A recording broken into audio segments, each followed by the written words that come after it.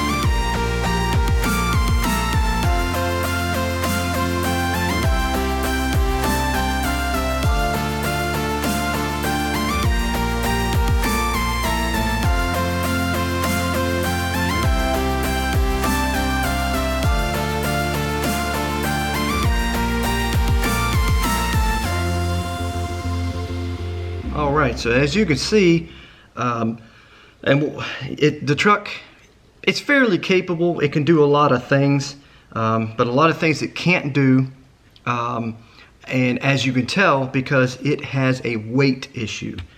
This thing, it seems like it has the power to do whatever you want to do with it, but the problem is it don't have the weight to do it. So that is one thing I'm going to try somehow and figure out today, to add some weights to it. But with this truck having such tiny little shocks, I don't know how well you can see that, but these little shocks are, you know, very, very weak. You know, they don't have a lot of strength, so naturally it can't haul, you know, it can't hold a lot of weight. So can't put too much weight on it, but hopefully I can put a little bit of enough on there, give it just a little bit more weight so it can climb a little bit better. And as you can see, the motor, it's definitely not what we're used to when we're driving the 10th scale. You know, you can barely touch the throttle and just barely even feather the throttle, and the truck is moving, and you know, it'll tug along or whatever. This one here, you barely touch the throttle and really it doesn't do anything. I mean, the motor turns, but unless it's on flat ground like this, it doesn't move, and it doesn't put out the power until you're almost like half throttle with it. So as you can see, it basically jumps around and it moves real fast, kind of like this, and you know, up over rocks and things like that, obstacles. As you can see, you know, it is capable of doing a lot of things. So one of the first upgrades or modification that I'm going to make with this is going to be getting rid of the Velcro. What I have are little magnet strips. This thing's not really going to focus in, but you can kind of see what I'm working with here. They're little strips of metal. They got two pretty powerful magnets on it, and then the metal strip here. I mean, you can see they are quite strong, and I'm going to replace the Velcro with these, so I do have two of those. And I also have a couple of different options when it comes to weights. I have these flat steel plates. Already come with 3M tape on them, so that's kind of cool. Of course, you know, I can't mount this entire thing to the truck anywhere here. You know, obviously that kind of weight right there would be perfect. I mean, this thing would go anywhere probably with that. Might even break some axles or something, but you know, that's too much weight. So if I go with something like this, you know, I may have to you know, cut a piece of it off.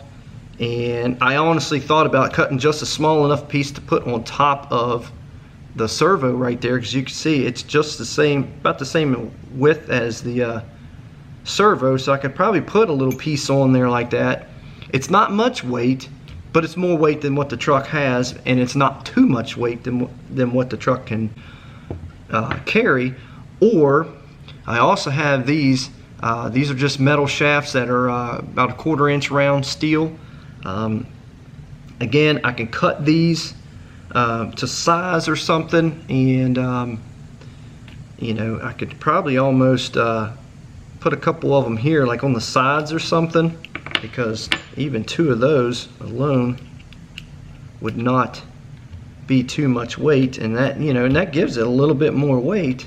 You know, it's not much. I need a little scale here so I can actually weigh, just to see exactly how much weight I'm adding to it, but we'll get into that. But first, let's do these Velcros. So the first thing we're going to have to do is we're going to take the Velcro off the truck, which might prove to be difficult because I've glued this on here like 3 times. And these little plastic pins here, I'm going to have to shave those off because these are just long enough to where they're going to set right there where those pins are. So I got to take those pins off, so that way these mount perfectly flush on the body. And of course, in order for these magnets, you can see it's a good 1/8 inch thick, well, distance between the magnets and the metal plate. So in order for this to not jack the body up an 1/8 inch higher than what it already sets anyways, it's as simple as pulling these 2 little pins out, and this whole little mount right here that the Velcro is on, it just comes right off, just like that. I do believe it comes off like that because there's probably some regular body pin mounts kind of like this that you can probably get for that. And I know somebody's probably going to comment and ask, well, can you shove it up through the bottom there and have them stick up out of there? I've already tried that, but no, as you can see, they are the exact same length as that little bracket there anyways. So just simply take that off. I'm going to mount either the plate or the magnet portion of it, doesn't really matter. Just going to glue it right on there like that. And same thing with the front. Oh, maybe a little stiffer in the front. And pull that off. And it's just a nice little flat surface there to, again, just mount that on there just like that. So let's get to that. Alright, so just a little bit of work off camera. I pretty much did the entire job off camera because I ran into a couple of snags. So the first thing that I did was I glued the magnets to the frame and then just glued the plates to the truck. Now what I did was I only put you know, a little bit of glue underneath here and a little bit of glue underneath here, and you know, same thing on these, you know, on the truck, just a you know, a line of glue. And the glue that I'm using is actually it's JB Weld you know, super glue, and it actually has this little you know, activation light. Ooh, yeah, look at there. So you literally you know, you put the glue on the spot, you hit it with this light, and then it instantly cures, which for this particular application, that's awesome. That's exactly what I needed. Well, I test fitted the body, and oh, let me tell you, it's beautiful. It fits on, you know, it goes on there real good, nice and tight. You know, it don't move. You could pick the truck up with the body, shake it around. You know, it don't come apart. But when I went to pull the body off of it, it ended up pulling the magnet off of the back of here. So I ended up going back through again and re-gluing it back on. But I also, since this is light activated glue and you can just instantly cure it everywhere, once I glued it back on, I glued both, let's see here if I can get, so I glued underneath here, both corners on both sides more. I run a strip down the side here underneath, and same thing on the front, and cured everything, you know, as I was going to add a little extra to it. Of course, I went around, all the way around the magnet on the front, did the exact same thing on the front.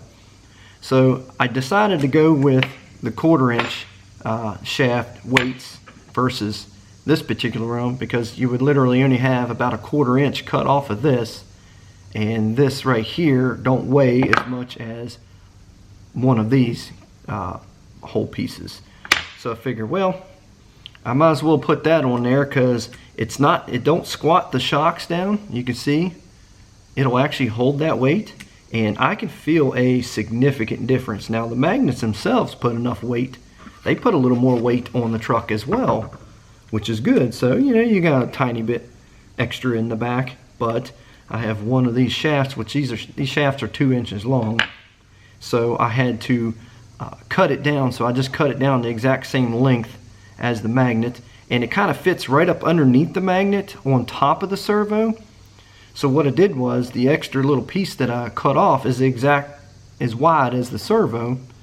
So I just put a little piece of 2-sided tape on there, stuffed the longer one underneath the magnet there. I put a little bit of glue on it right there, and then put the short piece in front of it, you know, on the 2-sided tape. I put a little bit of glue in between there as well, just to, you know, a little added security. I mean, you know, this belongs to a 3-year-old, so, you know, it has to be sturdy, and hence, you know, if she's yanking the body off of this thing, I don't want the magnets coming off. We're out in the woods or somewhere playing or something, and she just randomly wants to yank the body off of it. I don't want these magnets coming off and we lose them somewhere or whatever. And considering how strong they are and how well they hold the body, I don't think I'm going to be replacing this setup pretty much ever on there. And I also went through and went all the way around this as well on both the front and the back, and did the same thing, added some more glue to it and cured it and all that. All that is done. The only thing left to do now is go out and take it for a little test spin and see how it does with the weight in the front end of this. Just simply snaps right on there. You can kind of judge centering it up, and there it is.